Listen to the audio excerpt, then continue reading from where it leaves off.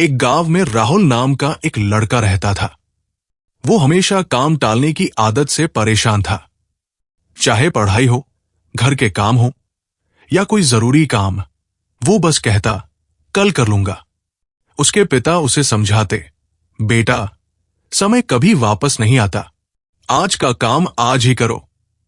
लेकिन राहुल मानता ही नहीं था। एक दिन गांव में एक संत महात्मा आए। उनकी बुद्धिमता की चर्चा सुनकर राहुल भी उनके पास पहुंचा और बोला, गुरुजी, मैं हमेशा पीछे रह जाता हूं। मेरे दोस्त मुझसे आगे निकल गए, कृपया मेरी मदद करें। संत मुस्कुराए और बोले, तुम्हारी समस्या का कारण तुम्हारी कल करूंगा वाली आदत है। सुनो, एक कहानी सुनाता हूं।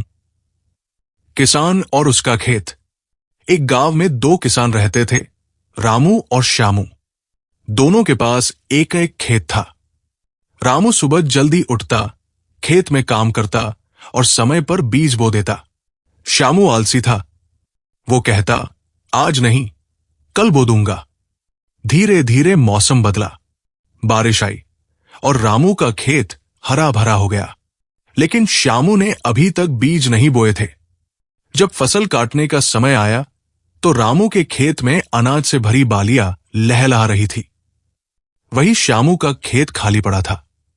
उसे पछतावा हुआ, लेकिन अब कुछ नहीं हो सकता था। संत ने राहुल से कहा, देखा बेटा, जो आज का काम कल पर टालता है, उसका जीवन भी श्यामू की तरह खाली रह जाता है। राहुल को अपनी गलती समझ आई। उसने संत को धन्यवाद दिया और उसी दिन से कल शब्द को अपनी जिंदगी से हटा दिया। वो समय पर पढ़ाई करने लगा, काम पूरे करने लगा और कुछ ही सालों में वो अपने गांव का सबसे सफल व्यक्ति बन गया। सीख, कल पर मत टालो, आज ही करो। समय चुपके से निकल जाता है, फिर पछताने से अच्छा है आज ही मेहनत करो।